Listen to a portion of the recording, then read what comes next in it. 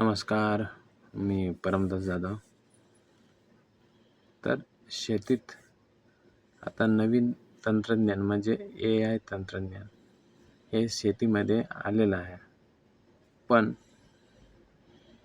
त्याचा शेतकऱ्यांना ते तंत्रज्ञान परवडतंय का?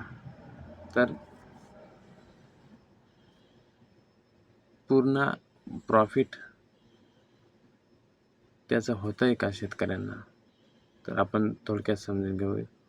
तर AI तंत्रज्ञान म्हणजे काय? तर शेतीमध्ये AI म्हणजे मोबाईल ॲप्स जे सेन्सर, ड्रोन, डेटा वापरून निर्णय घेणे यालाच आर्टिफिशियल इंटेलिजन्स शेतीत वापरणे म्हणतात.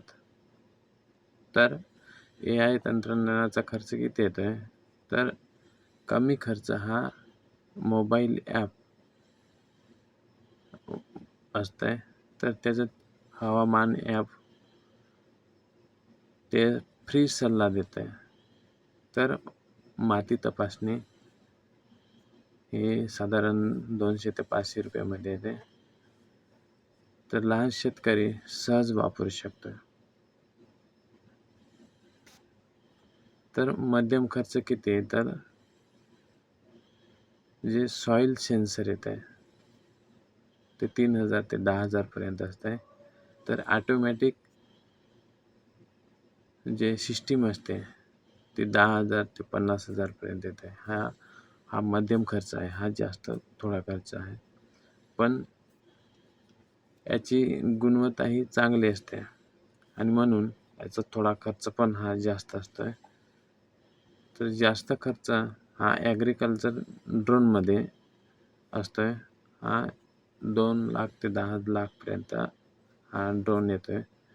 तर तो स्मार्ट ट्रॅक्टर हा खूप महाग असतोय. तर याच्यात एक स्मार्ट ट्रॅक्टर असतंय जे AIचं असतंय. त्याच्यामध्ये AI टेक्नॉलॉजी ही वापरलेली असते आणि म्हणून त्याला आपण स्मार्ट ट्रॅक्टर असं म्हणतोय. तर हे खूप महाग असतंय.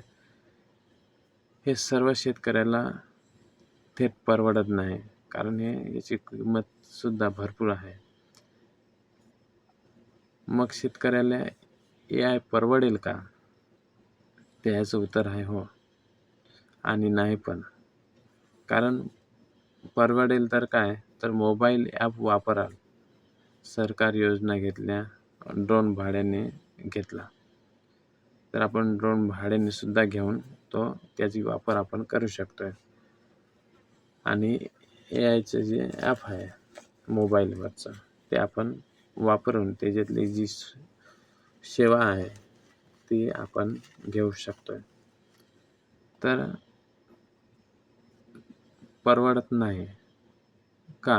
तर सगळं हे इक्विपमेंट आहे ते स्वतः घ्यायचं असेल तर लहान जमीन असेल तर हे परवडणार नाही. म्हणून ते परवडत नाही लहान शेतकऱ्याला. कारण हे थोडं महागसुद्धा असतंय आणि म्हणून भारतात काय सुविधा आहे? तर सबसिडी योजना देखील आहेत आणि ट्रेडिंग प्रोग्रॅम आहेत, ड्रोन सेवा केंद्र आहेत. या सेवामधून आपल्याला भारतामधून सुविधा ह्या मिळत असतात. तर म्हणजेच सरकार मदत करत आहे. याच्यामध्ये सरकारसुद्धा आपली सबसिडी देऊन आणि नवीन टेक्नॉलॉजी AIचा वापर करण्यासाठी आपल्याला सरकार हे मदत करत असते. तर शेतकऱ्यांसाठी बेस्ट असे AI उपाय कोणते? तर मोबाईल ॲप आहे. त्याच्यामध्ये आपल्याला हवामान अंदाज किंवा पेस्ट कंट्रोल म्हणजे वातावरणातील आपण कसं कंट्रोल करू शकतोय याच्यासाठी आपल्याला ते ॲप्स वापरता येते. तर याच्यावरून आपल्याला WhatsAppवरून सुद्धा ग्रुप सल्ला आपल्याला मिळतोय. तर ड्रोन हे भाड्याने देखील सुद्धा आपल्याला मिळत असतात. तर सॉईल टेस्टिंग हे बेस्ट आहे.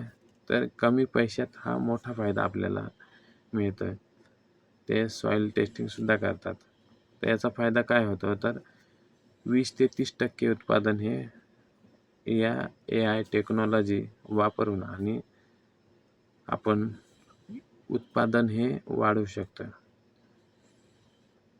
त्यासाठी आपल्याला कमी खर्च लागतोय, पाण्याची बचत होते आणि आपण रोगावर नियंत्रण ठेवू शकतोय. कारण आपल्याला ते ॲप्स पूर्ण माहिती ही देत असते.